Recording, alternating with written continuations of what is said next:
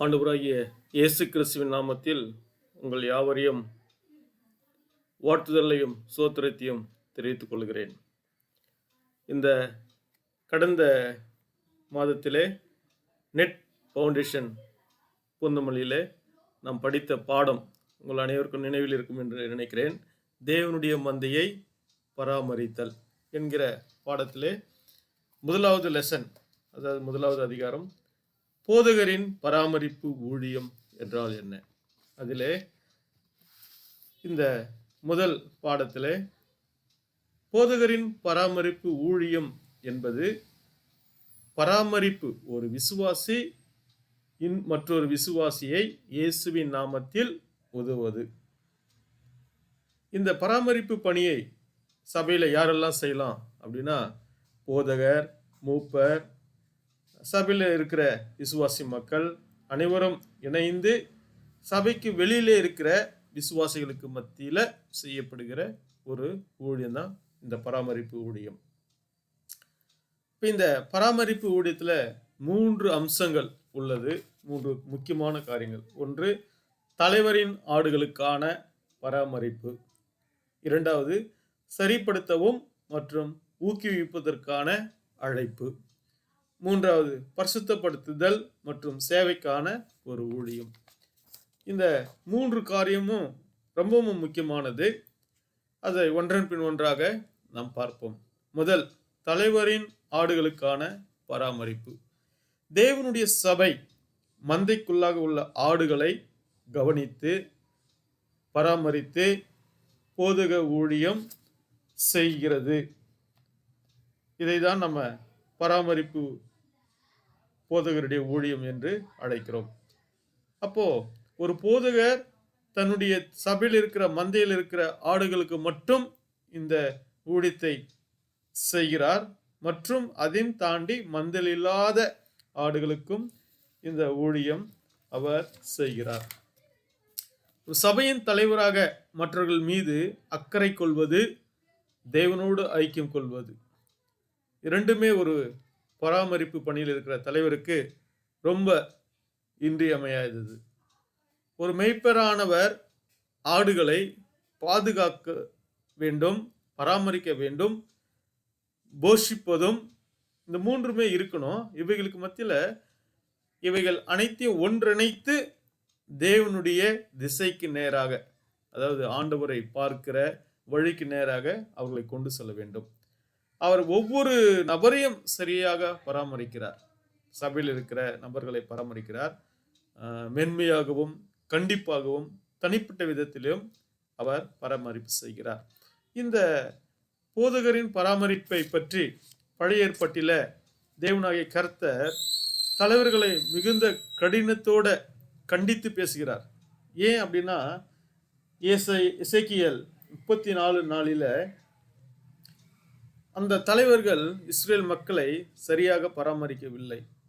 அந்த வசனம் கூறுகிறது, எசேக்கியேல் 34:4, பலவீனமானவர்களை நீங்கள் பலப்படுத்தவில்லை, நோயாளிகளை நீங்கள் குணப்படுத்தவில்லை, காயப்பட்டவர்களை நீங்கள் காயம் கட்டவில்லை, வழி தவறியவர்களை நீங்கள் திரும்ப கொண்டு வரவில்லை, தொலைந்து போனதை நீங்கள் தேடவில்லை என்று சொல்லி கடுமையா அந்த வசனத்தின் மூலமாக அங்கே கூறுகிறார்.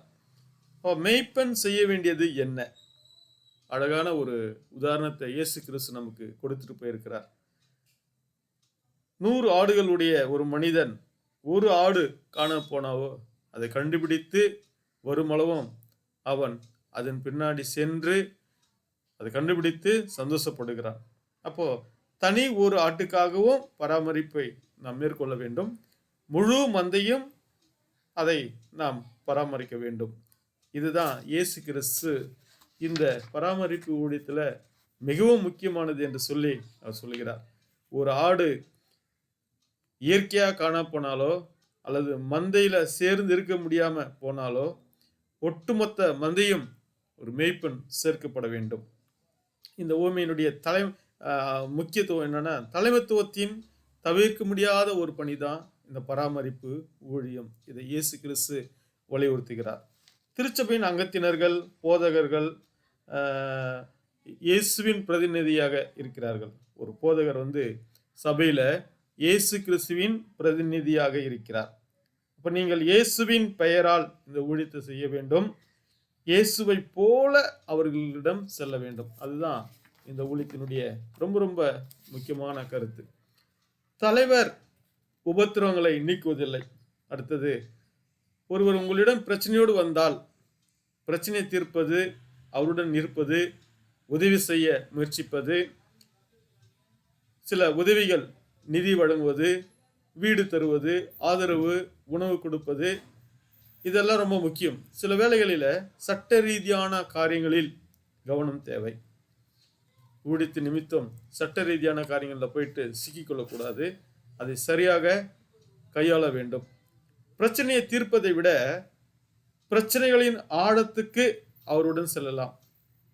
அவர்களுடைய பிரச்சனையில் இருப்பது, மன வருத்தம், பயம், இப்படிப்பட்ட காரியங்களை அவர்களோடு இருந்து கவனிப்பது, இணைந்து உள்ளான உணர்வுகளை அவர்களோடு உணர்வது, அவர்கள் பிரச்சனையை விட்டு வெளியே வர எழுந்து நிற்க வேதத்தை திறந்து அதன் வார்த்தைகளை அவர்களுக்கு கூறி அதிலே நம்பிக்கையோட பலன் கொண்டு அவர்கள் தொடர்ந்து இயேசுவை நோக்கி பார்க்க இந்த ஊழியம் செய்யும்படி ஆண்டவர் வற்புறுத்துகிறார்.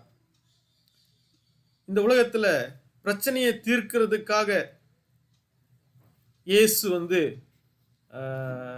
அவர் இருந்த நாட்களில் அவர் முயற்சிக்கவில்லை. அதுக்கு மாறாக உபத்திரவம் உண்டு, கவலை உண்டு, வருத்தம் உண்டு, இது எல்லாவற்றையும் எதிர்கொள்ள வேண்டும். பாவத்தை தீர்க்க இல்லை, பாவத்தினால் உண்டான தண்டனையை நமக்கு விடுதலை செய்து அவர் சென்றிருக்கிறார். ஒரு இடத்துல ஒரு விபச்சார பெண்ணினை பிடித்து அவரிடத்துல கொண்டு வரும்போது அவர் சில காரியங்களை கூறின பிற்பாடு இனி பாவம் செய்யாதே என்று சொல்லி அனுப்புவார். அப்போ இந்த உலகத்துல பிரச்சனைகள் உண்டு, உபத்திரம் உண்டு, கவலை, வருத்தம் எல்லாமே உண்டு. என் நாமத்தின் நிமித்தம் நீங்கள் சிறைச்சாலைக்கு போவீங்க, அதிகாரிக்கு முன்னாடி நிற்பீங்க, அநேகருக்கு முன்னாடி பதில் சொல்ல வேண்டியிருக்கும். இதெல்லாமே ஆண்டவர் சொல்றார். அப்போ பிரச்சனையை தீர்ப்பதற்காக இல்லை, பிரச்சனைக்கு மத்தியில நாம் அவர்களோடு கூட இருக்கிறோம் என்பதை வெளிப்படுத்த வேண்டும். அப்ப பிரச்சனை யார் தான் தீர்ப்பார்? பிரச்சனைக்கு இறுதி முடிவு இயேசு மட்டுமே தர முடியும். இப்ப இயேசுவின் நாமத்தில் அருகில் செல்வது, போதக பராமரிப்பு ஊழியத்துல இயேசுவின் நாமத்தில் மற்றவர்கள் அருகில் சென்று சூழ்நிலைக்கு ஏற்றவாறு அவருடைய நம்பிக்கை புதுப்பித்தலை கொடுக்க அருகில் செல்ல வேண்டும். இதை செய்ய இயேசு கட்டளை கொடுத்து அனுப்புகிறார். உலகமெங்கும் போங்க, என்னுடைய அன்பை வெளிப்படுத்துங்க என்று சொல்லி. சீமோன் பேதுரு இடத்துல கடைசியா கேட்கும்போது, என்னை நேசிக்கிறாயா நேசிக்கிறாயா நேசிக்கிறாயா என்று கேட்டு கடைசியா என் ஆடுகளை மேய்ப்பாயாக என்று சொல்லி கட்டளை பெற்று அந்த ஊழியத்தை அவர் சிறப்பாக செய்தார். பவுல் சபையின் மூப்பர்களுக்கு அறிவுரை கூறுகிறார். பவுல் கூறும் பொழுது, தமது சபையை மேய்ப்பதற்கு பரிசுத்த ஆவி உங்களை கண்காணிகளாக வைத்த மந்தையை முழுவதையும் குறித்து எச்சரிக்கையா இருங்கள் என்று சொல்லி அப்போஸ்தலர் 2:28 கூறுகிறார். இயேசுவின் நாமத்தில் ஒரு போதகர் இருப்பதற்கு இயேசுவோட நெருங்கிய ஐக்கிய அனுபவம் பெற்றிருக்க வேண்டும். ஆலோசனை பெற வர மக்களிடத்துல இயேசு சொல்வதை கேட்க அவர்கள் அறிவுரை கொடுக்க வேண்டும். அவர்களுடைய பிரச்சனைக்கு முழுமையான பதில் கொடுக்க ஆண்டவரிடத்துல ஜெபித்து அவருடைய பிரச்சனைக்கு என்ன பதில் ஆண்டவர் கொடுக்க விரும்புகிறாரோ பரிசுத்த ஆவியானவர் மூலமாக அதை கொடுக்க முற்பட வேண்டும். போதக ஆலோசனை கலந்துரையாடல் ரொம்ப ரொம்ப முக்கியம். அந்த அணுகுமுறை மிகவும் ரொம்ப முக்கியம். அதிலே இந்த போதக பராமரிப்பு ஊழியத்தில் அந்த அனுபவத்துக்குள்ளாக போகிறதுக்கு முன்பாக ஒரு போதகர் தேவனிடத்தில் அன்புள்ளவராய், ஐக்கியம் உள்ளவராய், வேதத்தை வாசிக்கிறவராய், ஜபிக்கிறவராக, இப்படி அனைத்து அனுபவம் இருக்கிற ஒரு ஆண்டவருடைய ஊழியக்காரன் அதை தான் மற்றவர்களுக்கு அவர் கொடுக்க முடியும். ஆகவே மற்றவர்கள் கொடுக்கறதுக்கு முன்னாடி தம்முடைய வாழ்வில் அதை ருசித்து பார்த்திருக்க வேண்டும். அதுக்கடுத்து சரிப்படுத்தவும் ஊக்கப்படுத்துவதற்கான அழைப்பு 2 மடங்கு கவனிக்க வேண்டும். ஏன்னா போதகருடைய மிகப்பெரிய ஒரு வேலையே பேசுவது தான். மற்ற இடத்துல சபையை விட்டுட்டு வெளியே போக பிற்பாடு கேட்க வேண்டும், அதிகமாக அவர்களுடைய பிரச்சனையை கேட்க வேண்டும். அந்த ஒருவருடைய உள்ளான காரியங்களை உற்று நோக்க வேண்டும். மற்றவர்கள் பேசுவதை கேட்டு அது எந்த விதத்தில் அவர்களுக்கு நாம் பதில் கொடுக்க வேண்டும் என்று சொல்லி பரிசுத்த ஆவியானுடைய உதவியை நாம் நாட வேண்டும். ஆகவே கேட்பதற்கு கவனிப்பதற்கும் இடையே இருக்கிற ஒரு மிகப்பெரிய ஒரு வித்தியாசம் என்னன்னா, நீங்கள் அவருடைய வாழ்வில் நடந்த சம்பவத்தை சொல்ல அனுமதிக்கிறீர்கள். அவர்கள் கூறும் வார்த்தைகளை கூர்ந்து கவனித்து அந்த வார்த்தைகளிலே, உதாரணத்துக்கு கணவன் மனைவி அவர்களுக்குள்ள உண்மையை பேசுகிறார்களா அல்லது பொய் பேசுகிறார்களா என்று சொல்லி அதிலிருந்து கவனித்து செயல்பட முடியும். உள்ளிருந்து மேல் நோக்கி நகர்வதாகும். இந்த போதக பராமரிப்பு ஊழியமானது ஆலோசனை கேட்க வரும் நபரிடம் முழு கவனத்துடன் இதற்கு பதில் ஆவியானவர் தருகிறார். நம்முடைய சொந்த பதில் கிடையாது. அந்த பிரச்சனைக்கு எப்பொழுதுமே நம்முடைய சொந்த பதில் தீர்வாகாது. ஆவியானவரிடத்துல ஜெபிக்க வேண்டும். எப்படி உள்ளிருந்து மேல் நோக்கி நகர்வதாகும். இடதுபுறம் போதகர் இருக்கிறார், வலதுபுறம் ஒரு விசுவாசி இருக்கிறார், பிரச்சனையோடு வந்திருக்கிறார். இவர்களுடைய பிரச்சனையை நம்ம இடத்துல சொல்றாங்க. ஆனால் நாம் தேவனை நோக்கி, பரிசுத்த ஆவியானவர் கூறுகிற வார்த்தையை நோக்கி போக வேண்டும். அதுதான் உள்ளிருந்து மேல் நோக்கி நகர்வதாகும். இதை தீர்க்க தரிசன பார்வை என்று கூட இங்கே கூறுகிறார்கள். ஆகவே இப்படிப்பட்ட பிரச்சனைகளுக்கு மத்தியில ஒரு தீர்வு கொடுப்பது பரிசுத்த ஆவியானவர். அது ஜெபத்தோட, வேத வாசிப்போட, தேவ சத்தம் கேட்க கவனித்து அது பிற்பாடு பதில் கூற வேண்டும். ஒரு போதகர் இயேசு கிறிஸ்துவின் நாமத்தில் பிறரிடத்துல சென்று நம்பிக்கையும் விசுவாசத்தையும் புதுப்பித்தலையும் கொடுக்க செயல்பட வேண்டும். முதலாவது அந்த நபரை கவனிக்க வேண்டும். பிரச்சனை என்ன இருக்கிறது, அவர்களை உற்று நோக்க வேண்டும். பின்பு அவர்களிடத்துல பேச வேண்டும்.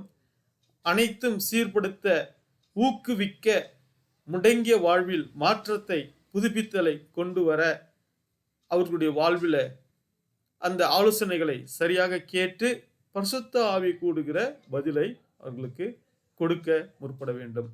அடுத்து சீர்படுத்த அழைத்து பேசுதல். இந்த சீர்படுத்த அழைத்து அந்த நபருடன் உண்மையோட நம்பிக்கையோட இருப்பது. சில கணவன் மனைவிமார்கள் வெளிப்படையாக பேசுவது கிடையாது. அதுக்கு மாறாக கருணை என்ற கடிகாரத்திற்குள் மூடி மறைத்து அவர்கள் சில காரியங்களை வெளிப்படையாக பேச மாட்டார்கள். இதனால தீமையானது இன்னும் சீர்குலைவு அதிகமாக ஆகுமே ஒழிய அது முழுமையாக சரி செய்ய முடியாது. இதைத்தான் யாக்கோபு கூறுகிறார், நன்மை உண்டாக இருக்க அழைக்கிறார். இக்கட்டான சூழ்நிலையில ஒருவருக்கொருவர் நம்மை உண்மையாக இருக்க அழைக்கிறார். ஆலோசனை பெற ஒரு நபரிடம் நாம் உண்மையாக அணுக வேண்டும். மேலோட்டமாக இல்லை, ஏதோ வந்துட்டோம் அப்படின்றதுக்காக இல்லை. அப்படி கேட்கும் பட்சத்தில் அதுக்கு சரியான தீர்வு இருக்காது. சீர்பொருந்த அழைப்பது அப்படின்னா, அந்த நபரின் வாழ்வை தேவனாகிய கர்த்தரின் வெளிச்சத்தில் வைத்து அந்த நபரில் இருக்கும் பாவம் அல்லது அவரது வாழ்வில் எது தவறாக சென்றது என்பதை காண்பிப்பதாகும். இதை சீர் பொருந்த அழைக்கும் வழிமுறைகள் எனலாம். அப்போ அன்பை வேறாக கொண்டு அன்பினால் செய்ய வேண்டும் இந்த பராமரிப்பு பணியை. கடவுள் அருகில் கொண்டு வருதல். குறிப்பிட்ட நபரை எப்பொழுதுமே மன்னிப்பை நோக்கமாக இருக்க வேண்டும். கடவுளுக்கும் மனிதனுக்கும் இடையே நல்ல உறவை ஏற்படுத்த வேண்டும். எப்பொழுதும் இந்த பார்வை செயல்படக்கூடிய விதத்தில் நடக்க வேண்டும். பாவத்தை அறிக்கை செய்யும்படியாக அழைக்க வேண்டும். எல்லாவற்றையும் கடைசியாக பிரச்சனையோடு வருவர்கள் போதகரிடத்துல தன்னை முழுமையாக நம்பாதபடி தேவன் மீது தன் நம்பிக்கை வைக்க நாம் அவர்களை அழைத்து செல்ல வேண்டும். அடுத்தது, போதகரின் பராமரிப்பு ஊழியத்தில் முக்கிய விதிகள். நீங்கள் மற்றவர்களை விட உயர்வாக உங்களை வைக்கக்கூடாது. இதுதான் பிரச்சனை. ஒரு பாவ சூழ்நிலையிலிருந்து ஒருத்தர் வராங்கன்னா அவங்க லெவலுக்கு இறங்கி செல்ல வேண்டும். எப்படி சொல்லணும் அப்படின்னா, ஒரு பாவி மற்றொரு பாவிக்கு அருகில் இருப்பதை போல எந்த விதத்திலையும் தன்னை உயர்வாக கருதி கொள்ளாமல் அவங்க இருக்கிற நிலைமைக்கு இறங்கி போனோம். அந்த நபருடன் அருகில் நிற்க வேண்டும். அப்பதான் மனம் திறந்து நம்மில் ஒருவராக இருக்கிறார் என்று சொல்லி நம்பிக்கையோட அதை நம்மிடத்துல அவர்களுடைய பிரச்சனையை கூறுவார்கள். தன் தவறை உணரக்கூடிய வகையில செயல்படும்படி அவர்களுக்கு ஆலோசனை வழங்க வேண்டும். ஒரு போதகராக நீங்கள் முதலாவது மனம் திரும்பி இருக்க வேண்டும். நீங்கள் இருவரும் சிலுவையின் கீழே இருக்கிறீர்கள். ஏனென்று சொன்னால் சிலுவையிலே அனைவருக்கும் மன்னிப்பு உண்டு, அன்பு உண்டு, அரவணைப்பு உண்டு. அதே நிலை ஆவிக்குரிய நிலையில் இருக்கிறீர்கள் என்பதை அவர்களுக்கு காண்பிக்க வேண்டும். அறிவோடும் அன்புடன் கேட்ட பார்த்தவுடன் நன்கு செயல்பட வேண்டும். உள்ளான உணர்ந்துதல் போதக பராமரிப்பு ஊழியத்துல முக்கிய பகுதி உள்ளான உணர்வடைதல். தேவனுடைய நோக்கத்துக்கு நேராக கொண்டு ஒரு இருண்ட அறையில ஒரு ஜன்னலை திறந்தா எப்படி வெளிச்சம் வருமோ அதை போல துன்பத்திலும் துக்கத்திலும் இருக்கிற மக்களுக்கு தேவனுடைய வெளிச்சத்துக்கு நேராக அல்லது தேவனுடைய வெளிச்சம் அவருடைய வாழ்வில் படும்படியாக அவர்களை வழிநடத்த வேண்டும். வலி, துக்கம், அவமானம் இதெல்லாம் கடந்து தேவனுடைய மன்னிப்பை, அவருடைய குணப்படுத்துதலை அறிவிக்க வேண்டும். அவர்களை தேவனுடைய வெளிச்சத்தில் கொண்டு வந்து நிற்ப வைப்பதுதான் இதனுடைய முக்கியமான நோக்கம். இப்போ உள்ளான உணர்தல் என்பது மற்ற நபரை தேவனுடைய பார்வையின் கீழ் இருக்கிறார் என்பதை ஞாபகப்படுத்த வைக்க வேண்டும். தேவனுடைய பார்வையின் கீழ் பார்க்க உதவுவது கவலை, கஷ்டங்கள், ஆளுகை இது எல்லாவற்றையும் நம்முடைய பரமபிதா என் மீது வைத்து விடுங்கள் என்று சொல்லியிருக்கிறார் என்று சொல்லி அறிவுரை கூற வேண்டும். வருத்தப்பட்ட பாரசுமக்கிறவர்களே, நீங்கள் எல்லாரும் என்னிடத்தில் வாருங்கள் என்று சொன்ன வார்த்தைகளை நினைவுபடுத்தி அவர்களுக்கு ஆறுதல் கூற வேண்டும். கடைசியாக பரிசுத்தத்திற்கு மற்றும் பணி செய்வதற்கும் ஒரு ஊழியம், பரிசுத்தமாவதற்கு அறிவுறுத்துதல். இது சபைக்கான கடவுளினுடைய பரிசாகும். கடவுளை கனப்படுத்த ஏற்றுக்கொள்ள ஒரு நல்ல வாழ்வுக்கு நேராக அழைக்கிறார் என்று அவர்களுக்கு அறிவுறுத்த வேண்டும். மக்களை ஆறுதல் மற்றும் சந்தோஷப்படுத்த வேண்டும். சோதனை நாட்களில் கடவுளை நம்ப வேண்டும். நாம் செய்யும் எல்லாவற்றிலும் தேவனை மட்டுமே மகிமைப்படுத்த வேண்டும். ஆடுகளின் நல்வாழ்வை தாண்டி கடவுளுக்கு கீழ்ப்படிந்து கனி தர வேண்டும். இந்த போதக பராமரிப்பு பணியில கருத்து என்னவென்றால், அன்புடன் அறிவுரை கூறுவதும் ஊக்குவிப்பதும் எச்சரிப்பதும் தேவனாகிய கர்த்தரின் வழியில நடக்க மக்களை வழிநடத்துவதாகும்.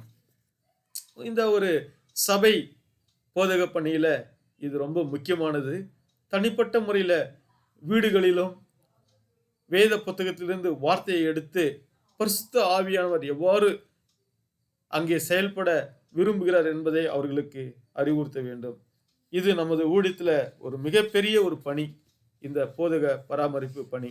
இந்த பணி செய்ய உருவாக்குதல், புதிய ஏற்பாட்டில நம்மை முதிர்ச்சி அடைதல், விசுவாச வளர்ச்சி, பரிசுத்தமாக்குதல், இப்படிப்பட்ட வார்த்தைகள் கொடுக்கப்பட்டிருக்கிறது. அப்ப இந்த பணி செய்ய ஊக்குவிக்க வேண்டும். ஏற்கனவே நாம் சொன்ன மாதிரி இந்த போதக பராமரிப்பு பணியானது சபையில் உள்ள மூப்பர், போதகர், ஒரு விசுவாசி மற்றொரு விசுவாசிகளுக்கு இந்த பணியை செய்யக்கூடிய ஒரு ஊழியமாகும். முதிர்ச்சியின் உதாரணத்தை மார்க்குடைய வாழ்வில் காணலாம். பவுல், பர்னபா, மார்க்கு என்பவர்களை இரண்டாவது மிஷனரி பயணத்துல பர்னபாவிடம் பவுல் சொல்லுகிறார், மார்க்கு இப்போதைக்கு என் கூட வேண்டாம், பிறகு நான் சொல்லும்போது கூட்டு வா என்று சொல்லி. இதுக்கு இடைப்பட்ட காலகட்டத்தில் பர்னபா மார்க்குவை பயிற்றுவிக்கிறார், பராமரிக்கிறார், முதிர்ச்சி அடைகிறார். பிற்பாடு பவுல் பர்னபாவிடம் சொல்லுகிறார், மார்க்குவையும் அழைத்து வா, அவன் எனக்கு உதவி செய்வான் என்று சொல்லி. ஆகவே இப்படிப்பட்ட வழியில இந்த போதக ஊழியத்தை நாம் செய்ய வேண்டும். முடிவாக போதக பராமரிப்பு ஊழியமானது மிக முக்கியமான பணியாகும். கிறிஸ்துவுக்கும் அவருடைய வார்த்தைக்கும் கீழ்ப்படிந்து எல்லா சூழ்நிலையிலும் அவரில் நம்பிக்கை வைத்து அவரை கனப்படுத்தி அவரில் வாழ வேண்டும் என்பதே. இறுதியாக இந்த நெட் ஃபவுண்டேஷன் கூறுகிற 3 வார்த்தை: தலை, இருதயம், கரங்கள். தலையில நாம் முழுமையாக அவைகளை சிந்திக்க வேண்டும். இருதயத்தில் அதை பிளான் பண்ண வேண்டும், ஒழுங்கு செய்ய வேண்டும். கரங்களில் அதை செயல்படுத்த வேண்டும். இவ்வாறு இந்த போதக பராமரிப்பு ஊழியமானது மிக முக்கியமான ஒரு பாடமாக இந்த தேவனுடைய மந்தையை பராமரித்தல் என்கிற பாடத்தில் உள்ளது. இந்த முதலாவது பாடத்தை அனைவரும் வீடியோ மூலியமாக பாருங்கள். பார்க்கும்பொழுது இந்த புத்தகத்தை உங்களுடைய கரங்களில் வைத்துக் கொள்ளுங்கள். இதிலிருந்து தான் நாங்கள் கற்றுக் கொடுத்தோம், இதிலிருந்து தான் இந்த வீடியோ பதிவு செய்யப்பட்டிருக்கிறது. அவ்வாறு நீங்கள் பார்க்க, கேட்க, இந்த புத்தகத்தை படிக்க 3 காரியங்கள் நீங்கள் செய்யும் பொழுது மிகவும் உங்களுக்கு பிரயோஜனமாக இருக்கும். கர்த்தர் தாமே இந்த வீடியோ வாயிலாக உங்களுடைய போதக பராமரிப்பு ஊழியத்தை தொடர்ந்து ஆசீர்வதித்து வழி நடத்துவாராக. ஆமென்.